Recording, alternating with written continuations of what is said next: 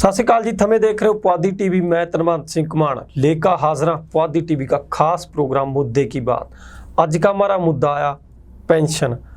जी हाँ, भारत सरकार कनी ते हुण जिहड़ियां पेंशनां ओह विवाद चल रहा। जिहड़े अधिकारी हैं, जिहड़े कोई भी सरकारी मुलाजम उन्हां दी पेंशनां के बारे में विवाद चल रहा कि उन्होंने जिहड़ियां पेंशनां रद्द कर दियां गईयां, घटा दियां गईयां, या जो भी जिस तरह के भी विवाद आ, जो सारे मुद्दे पर अज असीं गलबात करांगे, चर्चा करांगे। इस मुद्दे पर चर्चा करने वास्ते हमारी गल मौजूद आ। सबसे पहला स्वागत कर लिए अपने मेहमान का, सतीश विद्रोही जी। सतीश विद्रोही जी, सत श्री अकाल। पुआधी टीवी देख और सुन रहे सारे श्रोतियां और दर्शकों का बहुत बहुत स्वागत है, धन्यवाद। तो धनवंत सिंह घुमान ते थारी सारी टीम आ जी, उसका भी बहुत बहुत धन्यवाद आ भी ਜਿਹੜੇ समाज के ऐसे मुद्दों ਨੂੰ लोगों के सामने लियावां। इन्हां मुद्दों ਨੂੰ सुलझाउण ਦੇ ਬਾਅਦ ਜਿਹੜੀ जनता हैगी आ उन्होंने बिल्कुल सीधे राह के पर पा रहे हैं। साਰਿਆਂ का बहुत स्वागत है जी। सो सतीश विद्रोही जी, मेरा पहला सवाल जो ही आ कि पुरानी पेंशन और नवी पेंशन जी असल विच मसला की है? जो देखो जी, ਜਦੋਂ ਆਪਾਂ ਜੇ ਅੰਗਰੇਜ਼ ਕਾਲਾਂ ਤੇ ਚੱਲੀਏ, ਜਦੋਂ ਆਪਾਂ ਗੁਲਾਮ ਤੇ उस टाइम भी 1857 के विच ब्रिटेन के अनुसार भारत के विच एक पेंशन स्कीम चलाई गई थी जी। तो उसनू जाकर फिर 1871 के विच मॉडिफाई कराया गया जी। मतलब इस स्कीम नू इसके विच होर तरह के जिहड़े भत्ते वो भी जोड़े गए जी। जिहड़ी अपनी पेंशन हैगी है, इसका सीधा सीधा मतलब है भी जिहड़े भी मुलाजम हैगे आ, चाहे वो किसी भी विभाग के विच काम कर रहे हैं, उन्हां मुलाजमां की जदों वो सेवा मुक्त हो रहे हैं उस ते बाद उन्होंने एक तोहफे के रूप के विच जां उन्हां की करी गई जिहड़ी कमाई है विभाग के संबंध के विच ਤਾਂ कुछ पैसा ਜਿਹੜਾ ਹੈਗਾ ਉਹਨਾਂ ਨੂੰ ਦਿਆ ਜਾ ਤਾਂ ਕਿ ਉਹਨਾਂ ਦਾ ਜਿਹੜਾ ਬੁਢਾਪਾ ਹੈਗਾ ਬਹੁਤ ਵਧੀਆ ਤਰੀਕੇ ਨਾਲ ਲੰਘ ਸਕਾ ਜੀ। ਤਾਂ ਇਹ ਸਾਰੀ ਸਕੀਮ ਸਾਡੀ ਪੈਨਸ਼ਨ ਸਕੀਮ ਆ ਜੀ। ਪਰੰਤੂ ਅੱਜ ਦੇ ਸਮੇਂ ਦੇ ਵਿੱਚ ਜਿਹੜੀ ਪੁਰਾਣੀ ਪੈਨਸ਼ਨ ਸਕੀਮ ਹੈਗੀ ਉਹਨੂੰ ਖਤਮ ਕਰਿਆ ਗਿਆ ਤੇ ਇੱਕ ਨਵੀਂ ਪੈਨਸ਼ਨ ਸਕੀਮ ਉਹ ਲਾਗੂ ਕਰੀ ਗਈ ਆ ਜੀ। ਨਵੀਂ ਪੈਨਸ਼ਨ ਸਕੀਮ ਦੇ ਵਿੱਚ ਜਿਹੜੇ ਮੁਲਾਜ਼ਮ ਆਏ ਆ ਉਹ 1 ਅਪ੍ਰੈਲ 2004 ਤੇ ਬਾਅਦ ਸਾਰੇ ਆ ਗਏ। मतलब ਜਿਹੜੇ भी 2004 के बाद सरकारी नौकरी के विच आए हैं वो सारे ही मुलाजिम नवी पेंशन स्कीम के विच पा दिए तो उन्होंने पुरानी पेंशन जी खत्म कर दी गई है। इस वास्ते सारे मुलाजमान का बहुत वाद विवाद आ जिहड़ा वो मौजूदा सरकारां के गल चल रहा। मतलब कि जिहड़े 2004 ते पहला अध्यापक जिहड़े भी मुलाजम भर्ती हुए हैं वो सारे सरकारी मुलाजम पुरानी पेंशन स्कीम के अकॉर्डिंगली ही चल रहे थे। ਜਿਹੜੇ ਹੁਣ 2004 ਤੇ ਬਾਅਦ ਆਏ ਆ ਉਹਨਾਂ ਨੂੰ ਨਵੀਂ ਪੈਨਸ਼ਨ ਸਕੀਮ ਤੇ ਬਾਅਦ ਉਹਨਾਂ ਨੂੰ ਉਸ ਤਰ੍ਹਾਂ की ਪੈਨਸ਼ਨ ਸਕੀਮ ਲਾਗੂ ਕਰੀ ਗਈ ਹੈ ਜਿਹੜੀ ਕਿ ਹੁਣ ਦੁਬਾਰਾ ਸਰਕਾਰ ਨੇ ਪੰਜਾਬ मतलब कि ਪੰਜਾਬ के ਅਧਿਕਾਰੀਆਂ ਪਾ ਜਾਂ ਫਿਰ ਜਿਹੜੇ ਵੀ ਮੁਲਾਜ਼ਮ ਉਹਨਾਂ ਪਾ ਲਾਗੂ ਕਰੀ ਹੈ। ਬਿਲਕੁਲ ਜੀ। ਜਦੋਂ 2004 ਦੇ ਬਾਅਦ ਨਵੀਂ ਭਰਤੀ ਜਿਹੜੀ ਵੀ ਹੋਈ ਆ ਉਹਨਾਂ ਦੇ ਵਿੱਚ ਕੁਝ ਲੋਕ ਤਾਂ ਹੁਣ 2004 ਦੇ ਬਾਅਦ ਜਿਹੜੇ ਓਵਰੇਜ ਦੇ ਨੇੜੇ ਤੇੜੇ ਤੇ ਨੌਕਰੀ ਮਿਲੀ ਸੀ ਉਹ ਸਾਰੇ ਬੰਦੇ ਵੀ ਕਾਫੀ ਜਿਹੜੇ ਹੈਗੇ ਆ ਸਾਡੇ ਉਹ ਸੇਵਾ ਮੁਕਤ ਹੋ ਗਏ। ਤੇ ਇੱਕ ਬੜੀ ਹਾਸੋਹੀਣੀ ਗੱਲ ਤੁਹਾਨੂੰ ਮੈਂ ਦੱਸ ਰਿਹਾ ਵੀ ਜਦੋਂ ਇਹ ਮੁਲਾਜ਼ਮ ਹੁਣ ਸੇਵਾ ਮੁਕਤ ਹੋ ਗਏ ਤਾਂ ਵੀ 800 ਤੋਂ ਲੈ ਕੇ 2000 ਤੱਕ ਵੀ ਪੈਨਸ਼ਨ ਲੈ ਰਹੇ ਆ ਸਿਰਫ ਜਿਨ੍ਹਾਂ ਦੀ 60 ਹਜ਼ਾਰ ਰੁਪਏ ਤਨਖਾਹ ਦੀ। ਤਾਂ ਨਵੀਂ ਪੈਨਸ਼ਨ ਦੇ ਵਿੱਚ ਉਹਨਾਂ ਦਾ ਜਿਹੜਾ ਪੈਸਾ ਹੈਗਾ ਉਹੀ ਉਹਨਾਂ ਨੂੰ ਵਾਪਸ ਨਹੀਂ ਮਿਲ ਰਿਹਾ ਬਲਕਿ ਉਹਨਾਂ ਨੂੰ 1800 2000 ਤੱਕ ਜਿਹੜੀ ਪੈਨਸ਼ਨ ਦੇ ਰਹੇ ਆ। ਹੁਣ ਮੌਜੂਦਾ ਸਮੇਂ ਦੇ ਵਿੱਚ ਜੇ ਆਪਾਂ ਦੇਖੀਏ 950 ਰੁਪਏ ਦਾ ਸਿਲੰਡਰ ਆ जी, तो जिसनों 850 रुपये पेंशन मिल रही है वो अपना सिलेंडर लियाण वास्ते भी 100 रुपये की पहला दिहाड़ी करेगा, मुलाजिम फिर वो सिलेंडर लिया फिर कल्ला सिलेंडर ही कमा सका, कल्ला सिलेंडर ही कमा सका। तो अपनी जी जीविका वो किस तरह पूरी करेगा इन्ने घट पैसों के विच। सो सतीश जी, अगला मेरा सवाल आ कि भी जिहड़ी पेंशन आ फिर तुसी कह रहे हैं कि नवी पेंशन है, इसके बारे में थानू लड़न की क्यों लोड़ पई आ? तुसी क्यों संघर्ष कर रहे हैं और जो संघर्ष तुसी कर भी रहे हैं तो किस तरह कर रहे हैं? देखो जिहड़ी नवी पेंशन स्कीम आ पहली गल तो भी किसी भी मुलाजिम नूं वो मंजूर नहीं हैगी। उसका एक क्राइटेरिया बनाया गया भी जिहड़ा भी मुलाजिम है गया उसका 10% पैसा पहली तनख्वाह में कट लिया जहाँ तो 14% उसके विच जिहड़ी उत्थे की सरकार आ जिस भी स्टेट की सरकार आ वो पाएगी। तो टोटल 24% जिहड़ा पैसा उसका इकट्ठा करन ते बाद तो उसनूं ऐसी जगह रखिया जहाँ जिहड़ा सानूं वापस ही नहीं मिलता, मतलब कारपोरेट घराने की गल उसनूं जोड़ दे जहाँ तो वो पैसा एक शेयर मार्केट के अनुसार उत्थे लग जाए तो शेयर मार्केट जिवें अप डाउन होएगी साडा पैसा इस तरह मतलब खेडदा रहेगा। पर जदों सानूं पैसा कढवाउण की लोड़ पवेगी सानूं पैसा निकलेगा नहीं तो काफ़ी पैसा जिहड़ा मुलाजिम का उत्थे मर जाएगा। समाज में एक देखण में गल आई भी मुलाजिमां को तो बहुत पैसे हुआ जी, ज़्यादा रिटायर होएंगे ना तो 30-40 लाख रुपये मिल जाएंगे। परंतु नवी पेंशन स्कीम के विच सारिया चीज़ां हवा के विच उड़ गई। मुलाजिम के पास कोई पैसा नहीं है गया, जो उसके खाते में लगेंगे भी पैसे ਤਾਂ ਪੰਜਾਬ ਸਰਕਾਰ ਜਾਂ ਜਿੱਥੇ ਕੀ ਵੀ ਸਰਕਾਰ ਹੈਗੀ ਆ ਉਹ ਉਸ ਨੂੰ ਕੱਢਣ ਹੀ ਨਹੀਂ ਦਿੰਦੀ, ਕਿਉਂਕਿ ਸਾਨੂੰ ਅਧਿਕਾਰ ਆ ਵੀ ਅਸੀਂ 25 ਤੋਂ 30% ਪੈਸਾ ਆਪਣਾ ਕਢਾ ਸਕੀਆਂ, ਤਾਂ ਬਾਕੀ ਪੈਸਾ ਉੱਥਾ ਰਹੇਗਾ। ਜਦੋਂ 60 ਸਾਲ ਦੀ ਸੇਵਾ ਦੇ ਬਾਅਦ ਜਿਹੜੀ ਮੌਤ ਦਰ ਹੁਣ ਆਪਾਂ ਦੇਖ ਰਹੇ ਹਾਂ ਵੀ ਬਹੁਤ ਜ਼ਿਆਦਾ ਹੋ ਰਹੀ ਹੈ, ਤੇ ਬੜੀ ਜਲਦੀ ਜਿਹੜੇ ਹੈਗੇ ਆ ਲੋਕ ਚਲੇ ਜਾ ਰਹੇ ਆ 65 ਜਾਂ 70 ਸਾਲ ਦੇ ਵਿੱਚ, ਤਾਂ ਉਹ ਆਪਣਾ ਜਿਹੜਾ ਲੱਖਾਂ ਦਾ ਪੈਸਾ उसके फंसा हुआ वो 5 साल के ਵਿੱਚ वापस ही नहीं मिलेगा, तो इसी तरह ही रह जाएगा। तो पिछे तो उसका परिवार है गेड़े कटता रहेगा। तो नवी पेंशन स्कीम के ਵਿੱਚ ਸਾਰੇ ਪਰਿਵਾਰਾਂ ਨੂੰ ਬਹੁਤ ਜ਼ਿਆਦਾ ਤਰਾਸਦੀ ਜਿਹੜੀ ਚੱਲਣੀ ਪੈਣੀ। ਮਤਲਬ ਕਿ ਜਿਹੜੀ ਨਵੀਂ ਪੈਨਸ਼ਨ ਸਕੀਮ ਆ ਉਹਨੇ ਜਿਸ ਬੰਦੇ ਨੇ ਸਾਰੀ ਉਮਰ ਸਰਕਾਰ ਦੇ ਕੰਮ ਵਾਸਤੇ ਗਾਲਤੀ, ਸਾਰੀ ਉਮਰ ਸਰਕਾਰ ਦੀ ਨੌਕਰੀ ਕਰੀ ਆ, ਉਹਦੇ ਫਿਊਚਰ ਬਾਰੇ ਕੁਝ ਨਹੀਂ ਸੋਚਿਆ ਗਿਆ, ਉਹ ਬੰਦੇ ਨੂੰ ਫਿਊਚਰ ਮਾ ਕੱਲੇ ਨੂੰ ਰੁਲਣ ਵਾਸਤੇ ਛੱਡ ਦਿਆ ਗਿਆ, ਉਹਦਾ ਫਿਊਚਰ ਕੋਈ ਸਿਕਿਉਰ ਨਹੀਂ ਹੈਗਾ। ਤਾਂ ਫਿਰ ਅਸਤੀ ਜੀ ਇੱਕ ਗੱਲ ਹੋਰ ਆ ਵੀ ਜਿਹੜਾ हमारा संविधान आ असल के विच जब देश आजाद होया तो संविधान के विच भी इस बारे कोई ना कोई नियम तय करे गए होने, तो जिहड़ा मेरा संविधान आ वो की कह रहा है इस बारे पेंशन बारे, और जिहड़ी हुण सुप्रीम कोर्ट के ऑर्डर आए हैं वो की कह रहे हैं, कितना का फर्क है इन्हां दे विच? देखो जी, ਜਿਹੜੇ ਵੀ ਲੋਕ ਸੰਵਿਧਾਨ के ज्ञाता ਜਿਹੜੇ ਮਾਰੇ ਅਧਿਆਪਕ ਵਰਗ की मैं गल करा, ਜਿਹੜੇ ਮੁਲਾਜ਼ਮ ਸਾਡੇ ਨਾਲ ਜੁੜੇ ਹੋਏ ਆ, ਕੋਈ ਸਿਹਤ ਵਿਭਾਗ के ਜਾਂ ਜਿੰਨੇ ਵੀ, ਉਹ ਸਾਰੇ ਨੇ ਮਤਲਬ ਪੂਰੀ ਘੋਖ ਕਰੀ ਆ ਵੀ ਸੰਵਿਧਾਨ ਦੇ ਵਿੱਚ ਕਿਤੇ ਵੀ ਐਸਾ ਨਹੀਂ ਲਿਖਿਆ ਹੈਗਾ ਕਿ ਤੁਸੀਂ ਮੁਲਾਜ਼ਮ की ਜਿਹੜੀ ਪੈਨਸ਼ਨ ਆ ਜਾਂ ਉਸकी ਜਦੋਂ ਰਿਟਾਇਰ ਹੋ ਗਿਆ ਉਸ ਤੋਂ ਬਾਅਦ ਉਹਨੂੰ ਮਿਲਣ ਵਾਲੀਆਂ ਸੇਵਾਵਾਂ ਜਿਹੜੀਆਂ ਤੁਸੀਂ ਖਤਮ ਕਰ ਦਿਓ। ਕਿਸੇ ਵੀ ਜਗ੍ਹਾ ਐਸਾ ਨਹੀਂ ਹੈਗਾ, ਬਲਕਿ ਹਰ ਜਗ੍ਹਾ ਇਹੀ ਲਿਖਿਆ ਗਿਆ ਕਿ ਇਹਨਾਂ ਨੂੰ ਤੁਸੀਂ ਪੈਨਸ਼ਨ ਜਾਂ ਇਹਨਾਂ ਨੂੰ ਕੋਈ ਇਨਾਮ ਕੇ ਵਜੋਂ ਕੋਈ ਚੀਜ਼ ਆਪਾਂ ਦੇ ਸਕੀਆਂ। ਜਦੋਂ ਸਾਡਾ ਸੰਵਿਧਾਨ ਲਾਗੂ ਵੀ ਨਹੀਂ ਹੋਇਆ ਤਾਂ ਹਜੇ 1857 की मैं गल दस रहा भी ब्रिटेन के अनुसार अंग्रेज़ों ने साडी पेंशन स्टार्ट कर दी थी। जे सानू थोड़ा जिहा याद होवे भी जदों राणी झांसी थी उस टाइम नाना साहब की जिहड़ी पेंशन बंद कर दी थी, तो उस टाइम उन्हां लोकां की पेंशन लगी हुई थी जिहड़े किते अपने आप राजे महाराजे दे या कोई सेनापति या वजीर दे, मुलाजिम तो है नहीं थे। तो मुलाजिम तो एक 58-60 साल का अपना पूरी जिंदगी दे रहा उन्होंने, तो संविधान मुलाजमी गल कदे भी खिलवाड़ नहीं करता। हुण पिछले समय दौरान जो सानू पता लग गया भी तुहानू तां पेंशन मुट्ठी भर मिलेगी, तुहाडे अपने पैसे ही फस जाएंगे, तो असीं सुप्रीम कोर्ट के विच साडी जिहड़ी कमेटी बनी भी ऑल इंडिया लेवल की, उन्होंने सुप्रीम कोर्ट में केस लाया, तो सुप्रीम कोर्ट ने पहली झट ही सारिया सरकारां नूं फटकार पाई भी ये कोई खरात थोड़ी आ, जां तुसीं इन्हां नूं कोई मान लो भी कोई वो दे रहे हो भी मुट्ठी भर के भी तुसीं ले जाओ भी असीं भिखारी नहीं हैगे। तो उन्होंने कहा भी मुलाजिम का ये हक है तो मुलाजिम नूं मिलना चाहिए। तो साडी सुप्रीम कोर्ट ते साडा संविधान किते भी ये चीज़ नहीं लिख रहा है भी साडी ये जिहड़ी पेंशन है खत्म कर दी जाए। बार बार यही कह रहा भी इनाम तोहफे के तौर के ऊपर थोड़ी सेवा करने उसके ऊपर या देश नूं बचाने के ऊपर देश का काम करने के बदले मुलाजमान नूं ये चीज़ जरूर मिलनी चाहिए। मतलब कि जरूर ये पेंशन है जी ये तोहफा मिलना चाहिए।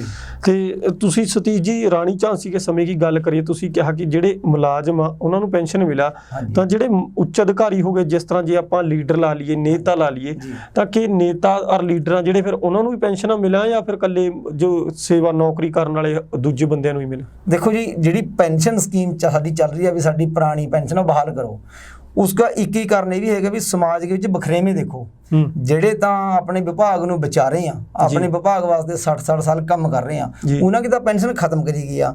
ਪਰ ਜੇ ਤੁਸੀਂ ਆਪਣੇ ਪੰਜਾਬ ਦਾ ਹੀ ਇਤਿਹਾਸ ਚੱਕੋ, ਮੈਂ ਸਾਰੇ ਆਲ ਇੰਡੀਆ ਲੈਵਲ ਦੇ ਲੀਡਰਾਂ ਦੀ ਗੱਲ ਨਹੀਂ ਕਰਦਾ, ਜਿਹੜੇ ਆਪਣੇ ਪੰਜਾਬ ਦੇ ਵਿੱਚ ਮੌਜੂਦਾ ਲੀਡਰ ਹੈਗੇ ਜਾਂ ਜਿਹੜੇ ਰਿਟਾਇਰ ਹੋ ਚੁੱਕੇ, ਕਹਿਣ ਦਾ ਮਤਲਬ ਹੁਣ ਚੋਣਾਂ ਵੀ ਨਹੀਂ ਲੜ ਰਹੇ, ਉਹਨਾਂ ਸਾਰਿਆਂ ਨੂੰ ਜੇ ਮੈਂ ਕਹੂੰਗਾ ਵੀ 5-5 ਲੱਖ ਰੁਪਏ ਉਹਨਾਂ ਨੂੰ ਪੈਨਸ਼ਨ ਮਿਲ ਰਹੀ ਆ।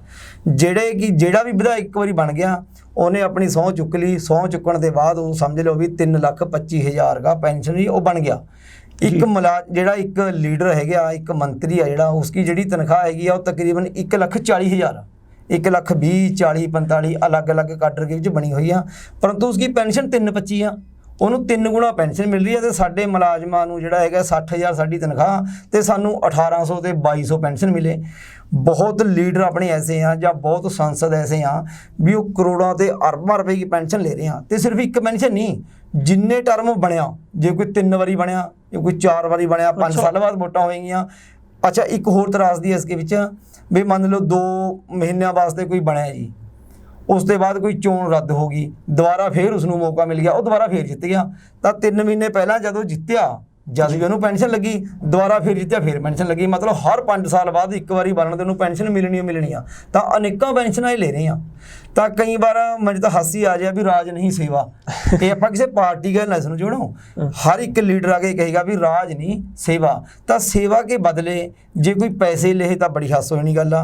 हुण आपां मंदिर गुरुद्वारे में जाइए, उत्थे आपां सेवा करिए, भांडे की सेवा करिए, जोड़ों की सेवा करिए, तो बाद के जाके उत्थे हैड ग्रंथी नूं जां पुजारी नूं आपां कहिए भी लियाओ जी हमारी दिहाड़ी, ਤਾਂ ਸੇਵਾ ਤਾਂ ਨਹੀਂ ਹੋਈ ਹੈ। ਨਹੀਂ ਸੇਵਾ। ਤਾਂ ਇਸ ਕਰਕੇ ਸਾਡੇ ਲੀਡਰਾਂ ਦੇ ਉੱਪਰ ਜਾਂ ਸਾਡੇ ਜਿਹੜੇ ਸੰਸਦ ਜਿਹੜੇ ਬਣੇ ਹੋਏ ਇਹਨਾਂ ਦੇ ਉੱਪਰ ਵੀ ਇਹ ਚੀਜ਼ ਲਾਗੂ ਹੋਣੀ ਚਾਹੀਦੀ ਆ। ਅੱਛਾ, ਮੈਂ ਇਹ ਨਹੀਂ ਕਹਿੰਦਾ ਵੀ ਨਾ ਕਿ ਕੱਟ ਦਿਓ, ਮਤਲਬ ਕਿ ਸਤੀਸ਼ ਜੀ ਇੱਕ ਮੇਰਾ ਸਵਾਲ ਆ ਦਿਲ 'ਚ ਕਿ ਜਿਸ ਤਰ੍ਹਾਂ ਲੀਡਰਾਂ ਕੇ ਇੱਕ ਵਾਰੀ ਕਾਰਜਕਾਲ ਚੱਲ ਰਿਹਾ, ਜਿਵੇਂ 5 ਸਾਲ ਕਿਸੇ ਵੀ ਲੀਡਰ ਨੇ ਆਪਣੇ ਸੱਤਾ ਦੇ ਵਿੱਚ ਰਹੀ, ਸੱਤਾ ਦੇ ਵਿੱਚ ਰਹਿਣ ਤੇ ਬਾਅਦ ਨਾਲ ਕੀ ਨਾਲ ਉਹਨਾਂ ਦੀ ਪੈਨਸ਼ਨ ਹੋ ਗਈ, ਚੱਲ ਗਈ ਪੈਨਸ਼ਨ ਕਿੰਨੇ ਸਮੇਂ ਤੱਕ ਚੱਲੇਗੀ ਉਹ? ਦੇਖੋ ਜੀ, ਜਦੋਂ ਤੱਕ ਉਸਦੀ ਮ੍ਰਿਤੂ ਨਹੀਂ ਹੁੰਦੀ ਅੱਛਾ ਪੈਨਸ਼ਨ ਲੈਣੀ ਆ। ਕੱਲੀ ਪੈਨਸ਼ਨ ਨਹੀਂ, ਹੋਰ ਤਰ੍ਹਾਂ ਦੇ ਭੱਤੇ ਵੀ। ਹੁਣ ਦੇਖੋ ਮੋਬਾਈਲ ਭੱਤਾ ਜੀ, ਉਹ ਅਧਿਆਪਕਾਂ ਨੂੰ 500 ਰੁਪਏ ਮਿਲੇਗਾ ਜੀ। ਆਨਲਾਈਨ ਕਲਾਸਾਂ ਚੱਲ ਰਹੀਆਂ, ਇਹ 500 ਰੁਪਏ ਤੇ 1000 ਦਾ ਕੀ ਕਰਨਾ ਸੀ, 250 ਰੁਪਏ ਕਰਦੇ ਆ। ਅੱਛਾ, ਤੇ ਵਿੱਚ ਬਹੁਤ ਖਬਰਾਂ ਐਸੀ ਆ ਰਹੀਆਂ ਵੀ ਜਿਹੜੇ ਮੁਲਾਜ਼ਮ ਕੱਚੇ ਆ ਉਹਨਾਂ ਨੂੰ ਮੋਬਾਈਲ ਭੱਤਾ ਨਹੀਂ ਮਿਲਦਾ। ਸਾਡੇ ਨਾਲ ਕੁਝ ਕੱਚੇ ਅਧਿਆਪਕ ਆ, ਉਹਨਾਂ ਨੂੰ ਕੋਈ ਮੋਬਾਈਲ ਭੱਤਾ ਨਹੀਂ, ਪਰ ਆਨਲਾਈਨ ਕਲਾਸਾਂ ਲਗਾ ਰਹੇ ਆ ਜੀ। ਆਪਣੇ ਪੱਲੇ ਦੇ ਆਪਣਾ ਜਿਹੜਾ ਹੈਗਾ ਉਸ ਨੂੰ ਚਾਰਜ ਕਰਵਾ ਕੇ ਪੈਸੇ ਪਵਾ ਕੇ ਬੱਚਿਆਂ ਦੀਆਂ ਕਲਾਸਾਂ ਲਗਾ ਰਹੇ ਆ। ਪਰੰਤੂ ਸਰਕਾਰਾਂ ਜਿਹੜੀਆਂ ਇਹ ਚੀਜ਼ ਨਹੀਂ ਦੇਖਦੀਆਂ ਹੈਗੀਆਂ। ਪਰੰਤੂ ਜਿਹੜੇ ਮੰਤਰੀ ਆ ਹੁਣ ਉਹਨਾਂ ਨੂੰ ਵੀ ਹੁਣ ਜੀਓ ਦਾ ਚੱਲ ਰਿਹਾ ਜੀ ਸਾਰਾ ਕੁਝ ਵੀ ਲਿਓ ਜੀ ਜੀਓ का तुम्हें 250-500 रुपये का रिचार्ज कराओ, अनलिमिटेड चलो। तो मंत्रियों का भी जियो करा दें। परंतु जे तुसी इन्हां के टेलीफोन के बिल देखोगे ਲੱਖਾਂ ਰੁਪਏ के ਵਿੱਚ ਮਤਲਬ ਕਿ ਜਿਹੜੇ ਬੰਦੇ ਜ਼ਮੀਨੀ ਪੱਧਰ 'ਤੇ ਕੰਮ ਕਰ ਰਹੇ ਆ ਉਹਨਾਂ ਨੂੰ ਤੁਸੀਂ ਘੱਟ ਤਨਖਾਹਾਂ ਦੇ ਰਹੇ ਜਾਂ ਫਿਰ ਘੱਟ ਤੁਸੀਂ ਪੈਨਸ਼ਨਾਂ ਦੇ ਰਹੇ ਆ, ਭੱਤੇ ਘੱਟ ਮਿਲ ਰਹੇ, ਪਰ ਜਿਹੜੇ ਬੰਦੇ ਉੱਪਰ ਬੈਠੇ ਸਿਰਫ ਆਰਡਰ ਲਾ ਰਹੇ ਆ, ਕੋਈ ਖਰਚਾ ਨਹੀਂ।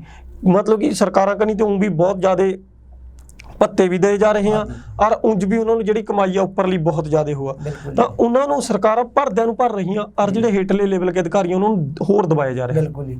ਦੇਖੋ ਜਿਸਨੇ 58 ਸਾਲ ਆਪਣੀ ਜ਼ਿੰਦਗੀ ਕੇ ਦੇਤੇ ਉਸ ਤੋਂ ਬਾਅਦ ਤਾਂ ਕੀ ਕਰ ਸਕਾ ਵਿਚਾਰਾ। 58 ਸਾਲ ਨੌਕਰੀ ਕਰਨ ਦੇ ਬਾਅਦ ਆਪਣੇ ਵਿਭਾਗ ਨੂੰ ਪੂਰਾ ਐਨ ਬੁਲੰਦੀਆਂ 'ਤੇ ਪਹੁੰਚਾਉਣ ਦੇ ਬਾਅਦ ਜਦੋਂ ਅਖੀਰ ਕੇ ਵਿੱਚ ਉਸकी ਜਿਹੜੀ ਬੁਢਾਪੇ ਦੀ ਟੰਗੂਰੀ ਆ, ਜਿਹੜਾ ਉਸका ਡੰਡਾ, ਕਿਉਂਕਿ ਹੁਣ ਸਮਾਜ ਦੇ ਵਿੱਚ ਆਪਾਂ ਦੇਖ ਰਹੇ ਹਾਂ ਵੀ ਜਿਹੜੀ ਆਪਣੀ ਔਲਾਦ ਆ ਇਹਨਾਂ ਕੇ ਬਖਰੇਵੇਂ ਬਹੁਤ ਪੈ ਗਏ, ਚਾਹੇ ਉਹ ਪੋਲੀਟੀਕਲ ਕਾਰਨ ਆ ਚਾਹੇ ਕੋਈ ਸਮਾਜੀ ਕਾਰਨ ਆ। ਇਹ ਹੋਣ ਦੇ ਬਾਅਦ ਵੀ ਤਾਂ ਜਦੋਂ ਉਹ ਔਲਾਦ ਵੀ ਉਹਨਾਂ ਨੂੰ ਸਾਂਭਦੀ ਨਹੀਂ ਹੈਗੀ, ਸਰਕਾਰ ਵੀ ਨਹੀਂ ਸਾਂਭੇਗੀ, ਤਾਂ ਅਸੀਂ ਗੱਲਾਂ ਕਰਾਂਗੇ ਫੋਰਨ ਕੇ ਮਾਡਲ ਦੀਆਂ ਜਾਂ ਹੋਰ ਕੀਆਂ। ਉੱਥੇ ਦਾ ਸਿਹਤ ਵੀ ਸਭ ਨੂੰ ਮਿਲੇਗੀ, ਉੱਥੇ ਦਾ ਟ੍ਰੀਟਮੈਂਟ ਵੀ ਹੋਏਗਾ, ਉੱਥੇ ਦਾ ਜਿਹੜਾ ਆਪਾਂ ਟੈਕਸ ਇਕੱਠਾ ਕਰਾਂਗੇ ਉਸਕੇ ਰੂਪ ਕੇ ਵਿੱਚ ਸਾਨੂੰ ਰਿਟਰਨ ਵੀ ਆ। ਪਰੰਤੂ ਉਰੇ ਵਿਅਕਤੀ ਹਰ ਤਰ੍ਹਾਂ ਕੇ ਟੈਕਸ ਭਰ ਰਿਹਾ, ਜਦੋਂ ਉਹ ਨਕਾਰਾ ਹੋ ਗਿਆ, ਬੁੱਢਾ ਹੋ ਗਿਆ ਤਾਂ ਉਹਨੂੰ ਮਰਨ ਵਾਸਤੇ ਛੱਡਦੇ ਆ। ਤਾਂ ਇਹ ਸਮੱਸਿਆਵਾਂ ਬਹੁਤ ਨਹੀਂ ਸਤੀਸ਼ ਜੀ, ਜਿਸ ਤਰ੍ਹਾਂ ਤੁਸੀਂ ਕਹਿ ਰਹੇ ਕਿ ਨਕਾਰਾ ਹੋ ਗਿਆ, ਬੁੱਢਾ ਹੋ ਗਿਆ, ਮਰਨ ਵਾਸਤੇ ਛੱਡਦੇ ਹਾਂ, ਕਿਤੇ ਨਾ ਕਿਤੇ ਸਰਕਾਰਾਂ ਕੀ ਵੀ ਨੀਤੀਆਂ ਗਲਤ ਆ ਕਿ ਜੇ ਉਹਨਾਂ ਬੰਦਿਆਂ ਕੇ ਅਸਲ ਦੇ ਵਿੱਚ ਜਿਹੜੇ ਨੇ ਸਾਰੀ ਉਮਰ ਸਰਕਾਰ ਵਾਸਤੇ ਲਾਲਾ ਆਪਣੀ ਸੇਵਾ ਕਰੀ ਆ, ਉਸ ਬੰਦੇ ਨੂੰ ਬੁੱਢੇ ਹੋਏ ਨੂੰ ਸਹਾਰਾ ਨਾ ਦਿਆ ਗਿਆ, ਤਾਂ ਜੋ ਵੀ ਕਿਤੇ ਨਾ ਕਿਤੇ ਗਲਤ। ਔਰ ਦੂਜੇ ਪਾਸਾ ਸਤੀਸ਼ ਜੀ ਇੱਕ ਗੱਲ ਹੋਰ ਆ ਵੀ ਆਪਣੇ ਸਰਕਾਰੀ ਖੇਤਰ ਦੇ ਵਿੱਚ ਬਹੁਤ ਜ਼ਿਆਦਾ ਦੇਖਿਆ ਜਾ, ਹਾਲਾਂਕਿ ਕੁਛ ਲਾਲਾ ਕੈਟਾਗਰੀਆਂ ਇਹੋ ਜਿਹੀਆਂ ਹੈਗੀਆਂ ਜਿਨ੍ਹਾਂ ਦੇ ਵਿੱਚ ਆਪਾਂ ਕਹਿ ਨਹੀਂ ਸਕਦੇ ਕਿ ਕੋਈ ਵੀ ਬੰਦਾ 1 ਰੁਪਈਆ ਵੀ ਬੇਈਮਾਨੀ ਦਾ ਖਾਂਦਾ ਹੋਵੇ, ਪਰ ਸਰਕਾਰੀ ਸੈਕਟਰ ਦੇ ਵਿੱਚ ਬਹੁਤ ਜ਼ਿਆਦਾ ਅਧਿਕਾਰੀ ਇਹੋ ਜਿਹੇ ਵੀ ਆ ਜਿਹੜੇ ਪੈਸਿਆਂ ਦੇ ਬਿਨਾਂ ਗੱਲ ਨਹੀਂ ਕਰਦੇ। ਤੁਸੀਂ ਮਿਨੀ ਸੈਕਟਰੀਏਟ ਚਲੇ ਜਾਓ, ਜ਼ਮੀਨ ਕੀ ਰਜਿਸਟਰੀ ਕਰਾਣੀ ਹੈ, ਕਿਸੇ ਦਾ ਤਬਾਦਲਾ ਕਰਾਉਣਾ, ਕੁਝ ਵੀ ਕਰਾਉਣਾ, ਚੌਂਕੀਦਾਰ ਤੇ ਲੇਗਾ ਉੱਪਰ ਤਹਿਸੀਲਦਾਰ ਤੱਕ ਤੁਹਾਨੂੰ ਨਹੀਂ ਕਹੇਗਾ ਵੀ ਜਦ ਤੱਕ ਹੱਥ ਨਹੀਂ ਗਰਮ ਹੁੰਦਾ ਜਦ ਤੱਕ ਤੁਹਾਡੀ ਜ਼ਮੀਨ ਦਾ ਤਬਾਦਲਾ ਨਹੀਂ ਹੁੰਦਾ। ਜੇਕਰ ਸੈਕਟਰੀਏਟ ਜਾਗਾ ਤੁਸੀਂ ਫਾਈਲ ਦੇ ਵਿੱਚ ਪੈਸੇ ਰੱਖ ਕੇ ਨਹੀਂ ਦਿੰਦੇ, ਤੁਹਾਡੀ ਫਾਈਲ ਇਸ ਤਰ੍ਹਾਂ ਫੈਂਕਾ ਮਾਰਾ ਕੀ ਕਾਰਨ, ਫਿਰ ਕਿਸ ਤਰ੍ਹਾਂ ਸਮਝੋ ਵੀ ਜਦ ਇਸ ਤਰ੍ਹਾਂ ਹੁਣ ਉੱਪਰਲੇ ਪੈਸੇ ਮਿਲ ਰਹੇ ਆ ਫਿਰ ਅੱਗਾ ਪੈਨਸ਼ਨਾਂ ਕਿਉਂ ਦੇਵੇ ਸਰਕਾਰ? ਦੇਖੋ ਇਸ ਤਰ੍ਹਾਂ ਹੈਗਾ ਜੀ ਵੀ ਹਰ ਇੱਕ ਚੀਜ਼ ਆ ਜਿਹੜੀ ਜਦੋਂ ਕਾਫੀ ਲੰਮਾ ਸਮਾਂ ਇੱਕ ਪ੍ਰੋਸੈਸ ਦੇ ਵਿੱਚ ਲੰਘ ਜਾਏ ਉਸਕੇ ਵਿੱਚ ਕੁਝ ਕੁਰੀਤੀਆਂ ਵੀ ਆ ਜਾਈਆਂ, ਕੁਝ ਨਵੀਆਂ ਚੀਜ਼ਾਂ ਵੀ ਆ ਜਾਈਆਂ ਜੀ। ਪਰੰਤੂ ਜੇਕਰ ਸਾਡੇ ਜਿਹੜੇ ਲੋਕ ਹੈਗੇ ਆ ਜੇ ਤਾਂ ਸਿਰਫ ਵੋਟਰ ਹੀ ਬਣ ਕੇ ਰਹਿ ਗਏ ਤਾਂ ਸਾਨੂੰ ਕੁਝ ਨਹੀਂ ਮਿਲੇਗਾ। ਸਾਨੂੰ ਇੱਕ ਸੱਭਿਅਕ ਤੇ ਇੱਕ ਸਮਝਦਾਰ ਨਾਗਰਿਕ ਵੀ ਬਣਨਾ ਪਵੇਗਾ। ਇਹ ਕੋਈ ਜ਼ਰੂਰੀ ਨਹੀਂ ਵੀ ਪੈਨਸ਼ਨ ਦੀ ਗੱਲ ਮੈਂ ਅੱਜ ਆਪਣੇ ਅਧਿਆਪਕਾਂ ਵਾਸਤੇ ਜਾਂ ਮੁਲਾਜ਼ਮਾਂ ਵਾਸਤੇ ਵੀ ਕਰ ਰਿਹਾ। ਆਉਣ ਵਾਲੇ ਸਮੇਂ ਵਿੱਚ ਸਾਡੇ ਜਿਹੜੇ ਬੱਚੇ ਆ ਉਹ ਵੀ ਨੌਕਰੀ ਲੱਗेंगे ਤਾਂ ਆਉਣ ਵਾਲਾ ਜਿਹੜਾ ਸਮਾਂ ਦਿਨੋਂ ਦਿਨ ਬੜਾ ਖਤਰਨਾਕ ਹੁੰਦਾ ਜਾ ਰਿਹਾ। ਲੋਕ ਆਪਣੇ ਦੇਸ਼ ਨੂੰ ਛੱਡ ਕੇ ਬਾਹਰ ਭੱਜ ਰਹੇ ਆ। ਕਿਤੇ ਨਾ ਕਿਤੇ ਇਸका ਕਾਰਨ ਇਹ ਵੀ ਆ ਵੀ ਸਾਡੀ ਜਿਹੜੀ ਭ੍ਰਿਸ਼ਟਾਚਾਰ ਦਾ ਬੋਲਬਾਲਾ ਜ਼ਿਆਦਾ ਹੋ ਗਿਆ। ਪਰੰਤੂ ਜਦੋਂ ਅਸੀਂ ਗੱਲਬਾਤ ਕਰੀ ਆ ਵੀ ਦੇਸ਼ ਨੂੰ ਆਜ਼ਾਦ ਕਰਨ ਵਾਸਤੇ ਭਗਤ ਸਿੰਘ ਨੇ, ਊਧਮ ਸਿੰਘ ਜੀ ਨੇ ਇਹ ਕੰਮ ਕਰਿਆ, ਨੇਤਾ ਜੀ ਸੁਭਾਸ਼ ਚੰਦਰ ਬੋਸ ਨੇ ਇਹ ਕਰਿਆ, ਮਹਾਤਮਾ ਗਾਂਧੀ ਨੇ ਇਹ ਕਰਿਆ, ਤਾਂ ਸਾਡਾ ਸੀਨਾ ਚੌੜਾ ਹੋ ਜਾਏਗਾ। ਤਾਂ ਕਿਉਂ ਨਾ ਅਸੀਂ ਉਹਨਾਂ ਵਰਗੇ ਬਣੀਏ। ਦੇਖੋ ਅੰਗਰੇਜ਼ ਜਿਹੜੇ ਹੈਗੇ ਆ ਉਹ ਬੜੀ ਸੁਪਰੀਮ ਪਾਵਰ ਦੇ, ਪਰੰਤੂ ਉਹਨਾਂ ਨੂੰ ਪਿੱਛਾ ਹਟਣ ਵਾਸਤੇ ਮਜਬੂਰ ਕਰਿਆ, ਉਹ ਭਾਰਤ ਨੂੰ ਛੱਡ ਕੇ ਚਲੇ ਗਏ। ਜਦ ਕਿ ਪੈਨਸ਼ਨ ਸਟਾਰਟ ਕਰੀ ਹੋਈ ਸੀ ਉਹਨਾਂ ਨੇ। ਅੱਜ ਵੀ ਕੁਝ ਲੋਕ ਅੰਗਰੇਜ਼ਾਂ ਦੇ ਕੰਮਾਂ ਨੂੰ ਚੰਗੇ ਕਹਦੇ ਆ, ਪਰੰਤੂ ਮੂਰਖ ਆ ਲੋਕ। ਅੰਗਰੇਜ਼ਾਂ ਨੇ ਕਦੇ ਆਪਣੇ ਵਾਸਤੇ ਚੰਗਾ ਕੰਮ ਨਹੀਂ ਕਰਿਆ। ਜਿਹੜੇ ਹੁਣ ਸਾਡੇ ਲੀਡਰ ਆ ਜੇ ਉਹੀ ਪਾਲਿਸੀ ਚਲਾਵੇਂਗੇ ਤਾਂ ਇਹ ਸਾਡੇ ਦੇਸ਼ ਕੇ ਅੰਗਰੇਜ਼ ਬਣ ਗਏ। ਤਾਂ ਉਸ ਪਾਲਿਸੀ ਨੂੰ ਖਤਮ ਕਰਨ ਵਾਸਤੇ, ਉਸ ਨੂੰ ਸੁਧਾਰ ਕਰਨ ਵਾਸਤੇ ਨਾ ਕਿਤੇ ਮੁਲਾਜ਼ਮਾਂ ਨੂੰ ਜਾਂ ਸਮਾਜਿਕ ਬੰਦੇ ਨੂੰ, ਹੋਸ਼ ਹਵਾਸ ਵਾਲੇ ਬੰਦੇ ਨੂੰ ਅੱਗਾ ਹੋ ਕੇ ਆਉਣਾ ਪਵੇਗਾ, ਉਹਨੂੰ ਭਗਤ ਸਿੰਘ ਬਣਨਾ ਪਵੇਗਾ। ਹੁਣ ਸਾਡੇ ਪਟਿਆਲੇ ਦੇ ਵਿੱਚ ਜਾਂ ਪੰਜਾਬ ਦੇ ਵਿੱਚ ਸਾਡੀ ਜਿਹੜੀ ਇੱਕ ਕਮੇਟੀ ਬਣੀ ਹੋਈ ਆ, ਜਸਵੀਰ ਸਿੰਘ ਤਲਵਾੜਾ ਸਾਡੇ ਬਹੁਤ ਅੱਛੇ ਲੀਡਰ ਆ ਇਸਕੇ ਵਿੱਚ, ਤੇ ਹਿੰਮਤ ਸਿੰਘ, ਤੇ ਉਸ ਤੋਂ ਬਾਅਦ ਪਰਮਜੀਤ ਸਿੰਘ ਤੇ ਜਸਵਿੰਦਰ ਸਿੰਘ ਸਮਾਣਾ ਤੇ ਹਰਪ੍ਰੀਤ ਉੱਪਲ ਜੀ, ਇਹ ਸਾਡੇ ਨਾਲ ਕੇ ਟੀਚਰ ਆ। ਇਹਨਾਂ ਨੇ ਸਾਰੇ ਵਰਗ ਨੂੰ ਜੋੜਿਆ ਤੇ 2016 ਦੇ ਵਿੱਚ ਇੱਕ ਕਮੇਟੀ ਬਣਾਈ। ਉਸ ਕਮੇਟੀ ਦੇ ਬਾਅਦ ਉਹਨਾਂ ਨੇ ਪੰਜਾਬ ਵਿੱਚ ਜਾ ਕੇ ਧਰਨੇ ਮੁਜ਼ਾਹਰੇ ਕਰੇ। 28 फरवरी 2020 ਨੂੰ ਅਸੀਂ ਪਟਿਆਲੇ ਦੇ ਵਿੱਚ 8000 ਲੋਕਾਂ ਇਕੱਠ ਕਰਿਆ, ਜਿਸ ਦੇ ਵਿੱਚ ਹਰ ਪ੍ਰਕਾਰ ਕੇ ਮੁਲਾਜ਼ਮ ਆਏ ਹੋਏ ਤੇ ਹੁਣ ਆਉਣ ਵਾਲੀ ਜਿਹੜੀ 11 ਤਰੀਕ ਆ ਉਸ ਨੂੰ ਅਸੀਂ ਮਨਪ੍ਰੀਤ ਦੇ ਹਲਕੇ ਦੇ ਵਿੱਚ ਜਾ ਕੇ, ਬਠਿੰਡੇ ਦੇ ਵਿੱਚ ਜਾ ਕੇ ਇੱਕ ਵੱਡੀ ਵਿਸ਼ਾਲ ਰੈਲੀ ਕਰਨ ਜਾ ਰਹੇ ਹਾਂ, ਤਾਂ ਕਿ ਲੋਕਾਂ ਨੂੰ, ਤਾਂ ਸਾਡੇ ਜਿਹੜੇ ਆਉਣ ਵਾਲੇ ਬੱਚੇ ਆ, ਜਨਰੇਸ਼ਨ, ਉਹਨੂੰ ਸਮਝਾਇਆ ਜਾਏ ਵੀ ਪੈਨਸ਼ਨ ਜਿਹੜੀ ਹੈਗੀ ਹੈ ਬਹਾਲ ਹੋ ਜਾਣੀ ਚਾਹੀਦੀ ਆ, ਤਾਂ ਕਿ ਅਸੀਂ ਵੀ ਇੰਟਰਸਟ ਦੇ ਵਿੱਚ ਕੰਮ ਕਰੀਏ। ਕੋਈ ਵੀ ਬੰਦਾ ਵਧੀਆ ਕੰਮ ਤਾਂ ਕਰੇਗਾ ਜੇ ਉਸਦੀ ਸੇਵਾ ਤੋਂ ਬਾਅਦ ਉਸਦਾ ਪੂਰਾ ਮਾਣ ਆਦਰ ਹੋਏਗਾ। ਤਾਂ ਸਾਨੂੰ ਇਹ ਸੋਚਣਾ ਚਾਹੀਦਾ ਵੀ ਭਗਤ ਸਿੰਘ ਅਸੀਂ ਬਣੀਏ, ਅਸੀਂ ਇਹ ਨਾ ਕਹੀਏ ਵੀ ਭਗਤ ਸਿੰਘ ਜੰਮੇ ਪਰ ਗੋਂਡੀਆਂ ਕਿ ਨਹੀਂ ਜੰਮੇ, ਵੀ ਫਾਂਸੀ ਲੱਗੀ ਤਾਂ ਗੋਂਡੀਆਂ ਜਵਾਕ ਨੂੰ ਲੱਗੇਗੀ। ਤਾਂ ਆਪ ਮਰੇ ਬਿਨਾਂ ਜਿਹੜਾ ਸਵਰਗ ਹੈਗਾ ਉਹ ਦੇਖਿਆ ਨਹੀਂ ਜਾ ਸਕਦਾ। ਇਸ ਕਰਕੇ ਸਾਰਿਆਂ ਨੂੰ ਕਰੜੇ ਹੋ ਕੇ ਸਰਕਾਰ ਦੀਆਂ ਮਾੜੀਆਂ ਨੀਤੀਆਂ ਦੇ ਵਿਰੁੱਧ ਆਵਾਜ਼ ਉਠਾਉਣੀ ਚਾਹੀਦੀ ਆ। ਜਿਹੜੀ ਸਰਕਾਰ ਚੰਗੇ ਕੰਮ ਕਰ ਰਹੀ ਆ, ਸਰਕਾਰ ਦੀ ਪ੍ਰਸ਼ੰਸਾ ਵੀ ਕਰਨੀ ਚਾਹੀਦੀ ਆ ਜੀ। ਤਾਂ ਜਿਹੜੀ ਇਹ ਖੇਡ ਸਾਰੀ ਵਾਦ ਵਿਵਾਦ ਤੇ ਸੰਵਾਦ ਕੀ ਆ, मतलब कि किसी भी पार्टी के अंडर रहेगा, अपन ये नहीं करना चाहिए भी पार्टी के अन्य भगत बन जाओ। जे सरकार चंगे काम कर रही, चंगे काम की सलांघा करो। जे सरकार का माड़ा काम कर रही है, कोई भी जनता के हित के विच नहीं है, तो उसका डट का विरोध भी करना चाहिए। बिल्कुल जी बिल्कुल। तो एक होर सवाल मेरा सतीश जी ये उठ रहा कि असल के ਵਿੱਚ ਫਿਰ ਜਿਹੜਾ ਲੋਕਤੰਤਰ ਕਹਿੰਦਾ ਹਾਂ ਵੀ ਲੋਕਤੰਤਰ ਆ ਭਾਰਤ ਆ ਜਿਹੜਾ ਲੋਕਤੰਤਰ ਦਾ ਰਾਜ ਆ ਸੌਰੀ ਦੇਸ਼ ਆ ਤੇ ਭਾਰਤ ਦੇ ਵਿੱਚ ਵੀ ਪੰਜਾਬ ਦੇ ਵਿੱਚ ਤਾਂ ਹੋਣਾ ਹੀ ਹੋਣਾ ਵੀ ਲੋਕਤੰਤਰ ਪਰ ਕਿਤੇ ਨਾ ਕਿਤੇ ਜੇ ਲੋਕਤੰਤਰ ਦਾ ਸਿਰਫ ਨਾਮ ਹੀ ਕਾਗਜ਼ਾਂ 'ਚ ਰਹਿ ਗਿਆ ਅਸਲ ਦੇ ਵਿੱਚ ਸਰਕਾਰ ਦੀ ਜਿਹੜੀ ਭੂਮਿਕਾ ਉਹ ਲੋਕਤੰਤਰ ਦੇ ਵਿੱਚ ਲੋਕਤੰਤਰ ਵਾਲੀ ਲੱਗ ਨਹੀਂ ਰਹੀ ਕਿਸ ਤਰ੍ਹਾਂ ਦੇਖੋ ਜੀ ਲੋਕਤੰਤਰ ਦਾ ਸਿੱਧਾ ਮਤਲਬ ਹੈਗਾ ਵੀ ਲੋਕਾਂ ਵਾਸਤੇ ਲੋਕਾਂ ਲਈ ਤੇ ਲੋਕਾਂ ਦੁਆਰਾ ਵੀ ਜਿਹੜੀ ਆਪਾਂ ਸਰਕਾਰ ਬਣਾਈ ਹੈ ਇਹ ਸਾਡੇ ਹੀ ਕੰਮ ਕਰੇਗੀ ਅਸੀਂ ਇਸ ਨੂੰ ਚੁਣਾਂਗੇ ਸਾਡੇ ਵਿੱਚੋਂ ਹੀ ਚੁਣੇ ਜਾਣੇ ਆ परंतु लोकतंत्र किते किते लोक तित्र हो जाएगा जी कहने का भाव है भी जो वोटां का टाइम आएगा फिर तो असीं लोक हाँ ਜਦੋਂ ਵੋਟਾਂ ਦੇ ਬਾਅਦ ਸੱਤਾ ਦੇ ਉੱਪਰ ਕੋਈ ਵੀ ਪਾਰਟੀ ਆ ਕੇ ਬੈਠ ਜੇ ਆ ਤਾਂ ਉਸ ਦੇ ਬਾਅਦ ਉਹ ਲੋਕਾਂ ਨਾਲ ਉਸ ਤਰ੍ਹਾਂ ਦਾ ਟਰੀਟ ਨਹੀਂ ਕਰਦੀ ਜਿਸ ਤਰ੍ਹਾਂ ਕਿ ਵੋਟਾਂ ਦੇ ਦੌਰਾਨ ਕਰਾ। ਇਹ ਵੱਡੀ ਤਰਾਸਦੀ ਆ ਸਾਡੀ ਬਾਪ ਦਾਦਿਆਂ ਦੇ ਅਸੀਂ ਸੁਣਦੇ ਆਏ ਆ ਆਪਾਂ ਸਮਾਜ ਦੇ ਹਿੱਸੇ ਦੇ ਵਿੱਚ ਹੈਗੇ ਆਪਾਂ ਦੇਖ ਰਹੇ ਆ ਤਾਂ ਜਿਹੜਾ ਲੀਡਰ ਹੈਗਾ ਉਸਕੇ ਦੋ ਪੱਖਾਂ ਦੋ ਦੇਖੇ ਜਹਾਂ ਵੋਟਾਂ ਦੇ ਟਾਈਮ ਕੁਝ ਹੋਰ ਤੇ ਵੋਟਾਂ ਦੇ ਬਾਅਦ ਕੁਝ ਹੋਰ। ਇੱਕ ਹੋਰ ਨਵਾਂ ਚੱਲਣ ਬਣ ਗਿਆ ਹੁਣ ਜਿਹੜੀ ਵੀ ਪਾਰਟੀ ਆਏਗੀ ਕੋਈ ਸਮਾਜ ਨੂੰ ਸੁਧਾਰਨ ਦੀ ਗੱਲ ਨਹੀਂ ਕਰਦੀ ਜਾਂ ਕੋਈ ਸੰਵਿਧਾਨ ਦੀ ਗੱਲ ਨਹੀਂ ਕਰਦੀ ਉਹ ਕਹੇਗੀ ਜੀ ਸਾਰਾ ਕੁਝ ਤੁਹਾਨੂੰ ਫ੍ਰੀ ਦੇਵਾਂਗੇ ਬਸ ਫ੍ਰੀ ਗੱਲ ਹਰ ਇਹ ਜਿਹੜਾ ਫ੍ਰੀ ਦੀ ਗੱਲ ਹੈ ਇਹ ਗਲਤ ਆ। ਫ੍ਰੀ ਕਿਸੇ ਨੂੰ ਵੀ ਨਹੀਂ ਦੇਣਾ ਚਾਹੀਦਾ। फ्री के बदले उसनूं रोजगार दो जदों कमाएगा तो अपने पैसे बड़े छाती चौड़ी करके खर्च करेगा। हुण औरतां अगे जिहड़े किराए आ जी वो माफ़ कर दी है पंजाब के विच उस ते पंजाब सरकार ने की कढ़िया देखो जी करोड़ां रुपए का जिहड़ा है हुण बजट PRTC का हल गया। एक गल होर आ बई सिर्फ गरीब या लोड़वंद औरतां के नहीं हल करे जिन्हां की 1 लाख रुपए तनख्वाह जिन्हां की 1.5 लाख रुपए तनख्वाह उन्हां के भी किराए माफ़ करते जबकि वो किराया देने के समर्थ हाँ। तो ये सारिया पॉलिसियां अपनिया खजाने नूं जरूर ढा लावेंगियां। सतीश जी एक पासे जिहड़े पंजाब का जिहड़ा वित्ती तौर पर जिहड़ा आर्थिक तौर पर पंजाब है जिहड़ा संकट का सामना करना पै रहा पंजाब सरकार नूं और दूजे पासा लोगों के किराए माफ़ करी जा औरतों के किराए माफ़ करी जा और औरतों भी इस चीज़ का विरोध कराया। औरतों ने भी बड़े पद्धर पर विरोध कराया क्योंकि औरत कहा भी तुसी मारे किराए माफ ना करो मारे जवाकां नूं रोजगार दिओ असीं रोजगार प्राप्त कर जे मारे बच्चा बा रोजगार होएगा जे किसी का मुंडा अज 25,000 की 30,000 की नौकरी कर रहा वो बंदा 1,000-2,000 रुपया अपनी माँ के हथ पा धरेगा अपनी माँ नूं कहेगा भी जे तेनू किराए भाड़े की लोड़ है जो चक और ते किते भी जाना अपना सीना चौड़ा करके अपने गर्भ नाल अपने मतलब कि हक हो किराया जिहड़ा पे करेंगे वो और दूजे पासे गल जो भी आ कि जद आपां किसी ਦੀਆਂ ਲੋੜਾਂ ਪੂਰੀਆਂ ਨਹੀਂ ਕਰ ਸਕਦੇ पर ਆਪਾਂ ਨੂੰ ਸਰਕਾਰ के ਵਿੱਚ ਲੋਕਤੰਤਰ ਕਿਸ ਤਰ੍ਹਾਂ ਕਹਿ ਸਕਾਂ ਜਦ ਆਪਾਂ ਲੋੜਾਂ ਤਾਂ ਪੂਰੀਆਂ ਨਹੀਂ ਕਰ ਰਹੇ ਤੁਸੀਂ ਉਹਨਾਂ ਨੂੰ ਭੀਖ ਮੰਗਣ ਵਾਸਤੇ ਮਜਬੂਰ ਕਰ ਰਹੇ ਆ ਤਾਂ ਸਰਕਾਰ ਕੇ ਇਹਨਾਂ ਨੀਤੀਆਂ ਨੂੰ ਕਿਸ ਤਰ੍ਹਾਂ ਦੇਖੋ ਤੁਸੀਂ। देखो जी सरकार ਦੀਆਂ ਨੀਤੀਆਂ वैसे ਤਾਂ सरकार ਜਦੋਂ ਨੀਤੀਆਂ ਬਣਾ ਰਹੀ ਆ ਤਾਂ ਬਹੁਤ ਤਬਕੇ ਨੂੰ ਦੇਖ ਕੇ ਬਣਾਵਾ ਵੀ ਇਹ ਨੀਤੀ ਠੀਕ ਆ परंतु उसके ਜਿਹੜੇ ग्राउंड ਲੈਵਲ ਦੀਆਂ ਗੱਲਾਂ ਬਾਤਾਂ ਉਹ ਕਿਤੇ ਨਾ ਕਿਤੇ ਛੁਪੀਆਂ ਰਹਿ ਗਈਆਂ ਤਾਂ ਉਹ ਸਾਰੀਆਂ ਚੀਜ਼ਾਂ ਫਿਰ ਸਰਕਾਰ के ਸਾਹਮਣੇ ਧਰਨੇ ਜਾਂ ਮੁਜ਼ਾਹਰੇ ਦੇ ਰੂਪ ਦੇ ਵਿੱਚ ਆ ਰਹੀਆਂ। ਅੱਜ ਵੀ ਪਟਿਆਲੇ ਦੇ ਵਿੱਚ 8 ਜਗ੍ਹਾ ਧਰਨੇ ਲੱਗ ਰਹੇ ਆ जी ਤੇ ਪਿਛਲੇ ਸਮੇਂ के दौरान पटियाले के ਵਿੱਚ क्योंकि मुख्यमंत्री का शहर आ देखो मुख्यमंत्री साडा जिम्मेवार भी आ उसके अंगेस्त जाके धरने लाने अपनी आवाज़ रखनी है जनता होर कुछ नहीं कर सकती अपनी आवाज़ रख सका परंतु मैं ये देख रहा भी कदे भी उस धरने के विच साडा कोई जिम्मेवार व्यक्ति कोई विधायक या कोई अफसर आके ये गल नहीं सुनता भाई ये समस्या है कि आप इसनूं दूर करिए। आम जनता नूं जिहड़ा हैगा रुलण वास्ते छड्डदे आ। हुण कल की गल आ भी अपने बस स्टैंड बत्ती वाले चौक के उपर असीं अपनी नौकरी करके जदों वापस आ रहे सी स्कूल तो हजे असीं सड़क पर पैरे धरिया 15-20 बंदे झंडियां वाले आए तो उन्होंने गड्डियां ला के रास्ता जाम कर लिया। तां जिहड़ी ओह आम जनता ना तां उन्होंने उन्हां नूं परेशान करिया किसी ने परेशान नहीं करा तो परेशान कौन होगी? आम जनता। उसके ਵਿੱਚ कोई मरीज भी आ, किसी ने काली गल जाना भी आ, कोई बेचारा ਹਸਪਤਾਲ 'ਚ ਜਾ ਰਿਹਾ, ਕੋਈ ਕਿਤੇ ਜਾ ਰਿਹਾ, ਕੋਈ ਰੋਜੀ ਰੋਟੀ ਕਮਾਉਣ ਜਾ ਰਿਹਾ।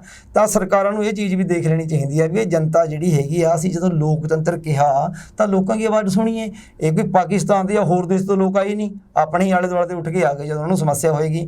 ਤੇ ਸਮੱਸਿਆ ਜੇ ਤਾਂ ਲੋਕ ਘੱਟ ਹੋਣ, ਮੰਨ ਲਓ ਕੋਈ 100-200 ਇਕੱਠ ਹੋ ਗਿਆ, ਉਹਨੂੰ ਸਮਝਾਇਆ ਬੁਝਾਇਆ ਜਾ ਸਕਾ। ਜਦੋਂ ਸਾਰਾ ਦੇਸ਼ ਹੀ ਆ ਕੇ ਆਪਣਾ ਕਿਸਾਨਾਂ ਵਾਂਗੂ ਜਾਂ ਹੋਰ ਆ ਕੇ ਇਕੱਠ ਕਰ ਲਵੇ ਤਾਂ ਉਹਨਾਂ ਦੀ ਆਵਾਜ਼ ਦੇ ਵਿੱਚ ਦਮ ਆ ਕੇ ਤੇ ਉਹ ਸੱਚ ਬੋਲ ਰਹੇ ਆ। ਤਾਂ ਮੇਰੀ ਸਰਕਾਰਾਂ ਨੂੰ ਇਹ ਬੇਨਤੀ ਆ ਵੀ ਇਹਨਾਂ ਨੂੰ ਧਰਨੇ ਕੇ ਵੀ ਤੁਸੀਂ ਛੱਡ ਕੇ ਨਾ ਜਾਓ, ਵਿੱਚ ਬੈਠ ਕੇ ਗੱਲਬਾਤ ਕਰੋ, ਜਿੱਥੇ ਹੱਲ ਹੋ ਸਕਾ ਬੜੀ ਜਲਦੀ ਹੱਲ ਕਰੋ, ਕਿਉਂਕਿ ਹਿੰਸਾਤਮਕ ਘਟਨਾਵਾਂ ਫਿਰ ਉੱਥੀ ਦੇ ਪੈਦਾ ਹੋਣੀਆਂ ਸਟਾਰਟ ਹੋ ਰਹੀਆਂ, ਸਰਕਾਰ ਤੇ ਜਨਤਾ ਦੇ ਵਿੱਚ ਪਾੜਾ ਪੈ ਰਿਹਾ। ਇਸੇ ਤਰ੍ਹਾਂ ਹੀ ਸਾਡਾ ਇਹ ਪੈਨਸ਼ਨ ਦਾ ਮੁੱਦਾ, ਜੇਕਰ ਸਾਡੇ ਮੁਲਾਜ਼ਮਾਂ ਦੀ ਗੱਲ ਨਾ ਸੁਣੀਗੀ ਤਾਂ ਪੰਜਾਬ ਦੇ ਵਿੱਚ 2 ਲੱਖ ਮੁਲਾਜ਼ਮ ਆ, ਸਾਰੇ ਇੰਡੀਆ ਦੇ ਵਿੱਚ 1.5 ਕਰੋੜ ਮੁਲਾਜ਼ਮ ਆ। ਜਦੋਂ 1.5 ਕਰੋੜ ਲੋਕ ਆਪਣੀਆਂ ਸਰਕਾਰਾਂ ਦੇ ਅਗੇਂਸਟ ਖੜ ਜਾਣਗੇ ਤਾਂ ਜ਼ਰੂਰ ਕੋਈ ਵੱਡੀ ਸਮੱਸਿਆ ਆਵੇਗੀ, ਇਹਨੂੰ ਛੇਤੀ ਹੱਲ ਕਰ ਦੇਣਾ ਚਾਹੀਦਾ। ਮਤਲਬ ਕਿ ਜਿਹੜਾ ਲੋਕਤੰਤਰ ਆ ਅਸਲ ਦੇ ਵਿੱਚ ਲੋਕਤੰਤਰ ਹੁਣ ਸਿਰਫ ਸੰਵਿਧਾਨਕ ਰੂਪ 'ਚ ਲਿਖਿਆ ਹੀ ਰਹਿ ਗਿਆ, ਕਾਗਜ਼ਾਂ ਦੇ ਵਿੱਚ ਰਹਿ ਗਿਆ। ਲੋਕਾਂ ਦੇ ਵਾਸਤੇ ਲੋਕਾਂ ਦੇ ਹੱਥ 'ਚ ਕੋਈ ਤੰਤਰ ਨਹੀਂ ਰਿਹਾ, ਕਿਉਂਕਿ ਇਸੇ ਗੱਲ ਨੂੰ ਜੇ ਆਪਾਂ ਦੂਜੇ ਪਾਸਾ ਤੁਸੀਂ ਕਿਸਾਨ ਅੰਦੋਲਨ ਕੀ ਗੱਲ ਕਰੀਏ, ਕਿਸਾਨ ਅੰਦੋਲਨ 'ਚ ਦੇਖ ਲਈਏ ਤਾਂ ਪੂਰੀ ਤਰ੍ਹਾਂ ਜਿਹੜੇ ਕਿਸਾਨ ਆ ਉਹ ਬਾਹ ਲਾਈ ਖੜੇ ਆ ਕਿ ਜੋ ਕਾਲੇ ਕਾਨੂੰਨ ਰੱਦ ਕਰੇ ਜਾਹੇ, ਕਾਲੇ ਕਾਨੂੰਨਾਂ ਮਾਰੇ ਜੋ ਕਾਨੂੰਨ ਆ ਵੀ ਮਾਰੇ ਹੱਕ ਨਹੀਂ ਹੈਗੇ, ਮਾਨੂੰ ਇਹਨਾਂ ਦੀ ਲੋੜ ਨਹੀਂ ਹੈਗੀ। ਉਹ ਲੋਕ ਆ, ਸਰਕਾਰ ਬਣਾਈ ਲੋਕਾਂ ਨੇ, ਸਰਕਾਰ ਕੰਮ ਕਰ ਰਹੀ ਹੈ ਲੋਕਾਂ ਵਾਸਤੇ, ਫਿਰ ਸਰਕਾਰ ਲੋਕਾਂ ਦੀਆਂ ਗੱਲਾਂ ਮੰਨਣ ਵਾਸਤੇ ਕਿਉਂ ਤਿਆਰ ਨਹੀਂ? ਸਰਕਾਰ ਨੂੰ ਲੋਕਾਂ ਦੀਆਂ ਗੱਲਾਂ ਸੁਣ ਕਿਉਂ ਨਹੀਂ ਰਹੀ? ਵੀ ਜਦ ਲੋਕਾਂ ਨੂੰ ਇਹ ਚੀਜ਼ ਚਾਹੀਦੀ ਨਹੀਂ ਹੈਗੀ ਤਾਂ ਸਰਕਾਰ ਫਿਰ ਲੋਕਾਂ ਨੂੰ ਕੀ ਕਹਿ ਰਹੀ ਹੈ ਵੀ ਧੱਕੇ ਨਾਲ ਅਸੀਂ ਤੁਹਾਨੂੰ ਜੋ ਦੇਵਾਂਗੇ। ਉਹਦਾ ਲੋਕਤੰਤਰ ਨੂੰ ਤੁਸੀਂ ਕਿਸ ਤਰ੍ਹਾਂ ਦੇਖੋ? ਦੇਖੋ ਜੀ, ਜਿਹੜਾ ਸਰਕਾਰਾਂ ਬਣਦੀਆਂ ਨਾ ਉਹਨਾਂ ਨੂੰ ਚਾਹੀਦਾ ਹੋਆ ਲੋਕਾਂ ਦੀ ਸਮੱਸਿਆਵਾਂ ਨੂੰ ਹੱਲ ਕਰਨਾ, ਮਸਲੇ ਉਹਨਾਂ ਦੇ ਹੱਲ ਕਰਨੇ, ਉਹਨਾਂ ਦੀ ਜੋ ਜਾਇਜ਼ ਗੱਲਾਂ ਹੈਗੀਆਂ ਉਹਨਾਂ ਨੂੰ ਮੰਨ ਲੈਣਾ ਚਾਹੀਦਾ, ਜਿਹੜੀਆਂ ਨਜਾਇਜ਼ ਆ ਉਹ ਸੁਣਨ ਦੇ ਬਾਅਦ ਉਹਨਾਂ ਨੂੰ ਜ਼ਰੂਰ ਸਮਝਾ ਦੇਣਾ ਚਾਹੀਦਾ ਵੀ ਇਹ ਇਸ ਤਰ੍ਹਾਂ ਨਜਾਇਜ਼ ਆ। ਪਰੰਤੂ ਜਦ ਸਰਕਾਰ ਸਾਡੇ ਕੋਲ ਆ ਕੇ ਗੱਲਬਾਤ ਹੀ ਨਹੀਂ ਸੁਣੇਗੀ, ਉਸਕੇ ਵਿੱਚ ਦੇ ਕੋਈ ਤੱਤ ਨਹੀਂ ਕੱਢੇਗੀ ਜਾਂ ਕਿਸੇ ਨਤੀਜੇ ਪਰ ਨਹੀਂ ਪਹੁੰਚੇਗੀ ਤਾਂ ਇਹ ਉਲਝਦਾ ਰਹੇਗਾ ਕੰਮ। ਤਾਂ ਸਰਕਾਰਾਂ ਦਾ ਕੰਮ ਇਹ ਹੈਗਾ ਵੀ ਲੋਕਾਂ ਦੇ ਮਸਲਿਆਂ ਨੂੰ ਜਿਹੜਾ ਹੈਗਾ ਸੁਲਝਾਉਂਦੀਆਂ ਨਹੀਂ, ਉਸ ਮਸਲੇ ਦੇ ਉੱਪਰ ਪੈਰ ਧਰ ਕੇ ਆਪਣੀ ਕੁਰਸੀ ਤੱਕ ਪਹੁੰਚਣ ਦੀ ਗੱਲਬਾਤ ਕਰੇਗੀਆਂ। ਕਿਉਂਕਿ ਧਰਮ ਦੇ ਅਨੁਸਾਰ ਅਸੀਂ ਦੇਖੋ ਸਾਡੇ ਮਤਲਬ ਗ੍ਰੰਥ ਸਾਹਿਬ ਦੀ ਬੇਅਦਬੀ ਹੋਈ ਆ, ਅੱਜ ਤੱਕ ਅਸੀਂ ਸਿੱਖੀ ਰਾਜ ਵਾਲੇ ਲੋਕ ਆ, ਸਾਡੀ ਜੜ ਸਿੱਖੀ ਆ, ਅਸੀਂ ਗੁਰੂ ਨਾਨਕ ਦੇਵ ਕੇ ਬੱਚੇ ਆ, ਗੁਰੂ ਗੋਬਿੰਦ ਸਿੰਘ ਜੀ ਦੇ ਬੱਚੇ ਆ, ਪਰੰਤੂ ਅੱਜ ਤੱਕ ਸਾਨੂੰ ਉਹੀ ਨਿਆਂ ਨਹੀਂ ਮਿਲਿਆ ਹੈਗਾ। ਤਾਂ ਇੱਕ ਧਾਰਮਿਕ ਮਸਲਾ, ਇੱਕ ਉੱਥੇ ਦੀ ਸਰਕਾਰ ਜਿਹੜੀ ਕਿ ਸਿੱਖ ਕੇ ਆਧਾਰ ਪਾਈ ਸਰਕਾਰ ਬਣੀ ਹੋਵੇ, ਅਸੀਂ ਪੰਜਾਬ ਦੇ ਲੋਕ ਸਿੱਖਾਂ, ਇਹ ਗੱਲ ਸਾਨੂੰ ਮੰਨਣੀ ਪਵੇਗੀ। ਵੈਸੇ ਤਾਂ ਆਲ ਇੰਡੀਆ ਕੇ ਜਿੱਥੇ ਵੀ ਇਸਕੇ ਸ਼ਰਧਾਲੂ ਸਾਰੇ ਬੈਠੇ ਆ ਉਹ ਸਿੱਖੀ ਨੇ ਜਿਹੜਾ ਚੰਗੇ ਕੰਮ ਕਰ ਰਿਹਾ, ਖਾਲਸਾ ਜਿਹੜਾ ਉਹ ਸਿੱਖੇ ਆ। ਤਾਂ ਜਦੋਂ ਸਾਡੀ ਇਹੀ ਚੀਜ਼ ਨਹੀਂ ਦੂਰ ਹੋਈ, ਸਾਨੂੰ ਧਾਰਮਿਕ ਮਸਲੇ ਦੇ ਵਿੱਚ ਉਲਝਾ ਲਿਆ ਗਿਆ, ਉਰੇ ਕੀ ਲੋਕ ਕਰਨ ਵਾਲੇ, ਉਰੇ ਕੀ ਕਰਾਉਣ ਵਾਲੇ, ਤੇ ਉਹਨਾਂ ਨੂੰ ਸਰਕਾਰ ਲੱਭ ਨਹੀਂ ਸਕੀ, ਤਾਂ ਫਿਰ ਸਰਕਾਰ ਦੀ ਜ਼ਿੰਮੇਵਾਰੀ ਤਾਂ ਕਿਤੇ ਹੈ ਨਹੀਂ। ਤਾਂ ਫਿਰ ਜਦੋਂ ਹਿੰਸਾਤਮਕ ਗੱਲਾਂ ਬਾਤਾਂ ਹੋਈਆਂ, ਫਿਰ ਇਨਕਾਊਂਟਰ ਕਰ ਦੇਣੇ ਜਾਂ ਨਜਾਇਜ਼ ਨੂੰ ਮਾਰ ਦੇਣਾ, ਲੋਕਾਂ ਦੇ ਸਾਹਮਣੇ ਕੁਛ ਹੋਰ ਚੀਜ਼ ਬਣਾ ਦੇਣੀ, ਤਾਂ ਇਹ ਸਾਰੀਆਂ ਚੀਜ਼ਾਂ ਕਿਤੇ ਨਾ ਕਿਤੇ ਸਰਕਾਰ ਦੀ ਨਲਾਇਕੀ ਜ਼ਰੂਰ ਆ। ਇਹਨਾਂ ਦੇ ਉੱਪਰ ਆ ਕੇ ਗੱਲਬਾਤ ਜ਼ਰੂਰ ਹੋਣੀ ਚਾਹੀਦੀ ਆ, ਤਾਂ ਹੀ ਅਸਲ ਦੇ ਵਿੱਚ ਲੋਕਤੰਤਰ ਹੋਏਗਾ। ਮਹਾਰਾਜਾ ਰਣਜੀਤ ਸਿੰਘ ਨੂੰ ਅੱਜ ਵੀ ਲੋਕ ਪੂਜ ਰਹੇ ਆ, ਕਾਰਨ ਕੀ ਆ ਵੀ ਰਾਤ ਨੂੰ ਸਾਫੀ ਜੀ ਬੰਨੇ ਦਾ ਜਿਹੜਾ ਬੰਦਾ ਪੀੜਤ ਆ ਉਸकी ਗਲੀ में उसके पिंड में वगदी करेगा, ਉਹਨੂੰ ਵੀ ਨਹੀਂ ਪਤਾ था भी महाराजा रणजीत सिंह आया। ਉਸ ਤੋਂ ਬਾਅਦ ਉਸका ਹੱਲ ਕਰਕੇ ਹੀ ਗੱਲਬਾਤ ਆਈ थी, ਫਿਰ ਅਗਰ ਹੱਥ ਜੋੜ ਕੇ ਆਇਆ ਵੀ ਮਹਾਰਾਜਾ ਸਾਹਿਬ ਤੁਸੀਂ ਐਸੇ, ਅੰਗਰੇਜ਼ਾਂ ਨੇ ਵੀ ਲੋਹਾ ਮੰਨਿਆ ਉਹਨਾਂ ਦਾ ਤੇ ਅਸੀਂ ਉਹਨਾਂ ਦੇ ਬੰਸਜ ਆ ਕੇ ਅਸੀਂ ਕੀ ਕਰ ਰਹੇ ਹਾਂ। ਤਾਂ ਇਹ ਚੀਜ਼ ਆਪੇ ਆਪ ਸਮਝ ਲੈਣੀ ਚਾਹੀਦੀ ਹੈ ਵੀ ਇਹ ਕੁਰਸੀ ਦਾ ਰੌਲਾ ਸਾਰਾ। ਸੋ ਸਤੀਸ਼ ਜੀ, ਤੁਸੀਂ ਮਾਰੇ ਗੱਲ ਜੁੜੇ ਬੜੀ ਹੀ ਬੇਬਾਕੀ ਨਾਲ ਤੁਸੀਂ ਜਿਹੜੇ ਮੇਰੇ ਪ੍ਰਸ਼ਨਾਂ ਦੇ ਉੱਤਰ ਦੇ ਔਰ ਆਪਣਾ ਜਿਹੜਾ ਮੁੱਦਾ ਆ ਇਸਕੇ ਉੱਪਰ ਚਰਚਾ ਕਰੀ, ਗੱਲਬਾਤ ਲਈ ਬਹੁਤ ਬਹੁਤ ਧੰਨਵਾਦ ਜੀ। ਧੰਨਵਾਦ ਜੀ ਤੁਹਾਡਾ। ਸੋ ਇਹ ਸੀ ਜੀ ਸਤੀਸ਼ ਵਿਦਰੋਹੀ ਜੀ, ਜਿਨ੍ਹਾਂ ਨੇ पेंशन के मुद्दे ते लेकर किसानों के मुद्दे तक सारी सरकार की जिहड़ियां नीतियां और सरकार की जिहड़े जिम्मेवारियां असल लोकतंत्र के विच किस तरह सरकार लोकतंत्र के विच लोकां की ही नहीं सोच रही, इन्हां गल्लां के उपर बड़ी बेबाकी नाल जवाब दे। तुसीं अज की मुलाकात बारे अपने सुझाव देने ना भुल्लिओ, कमेंट बॉक्स च अपनी राय जरूर दिओ कि थानूं हमारी अज की मुलाकात किस तरह लगी। जुड़े रहो पुआधी टीवी के गैल। सत श्री अकाल।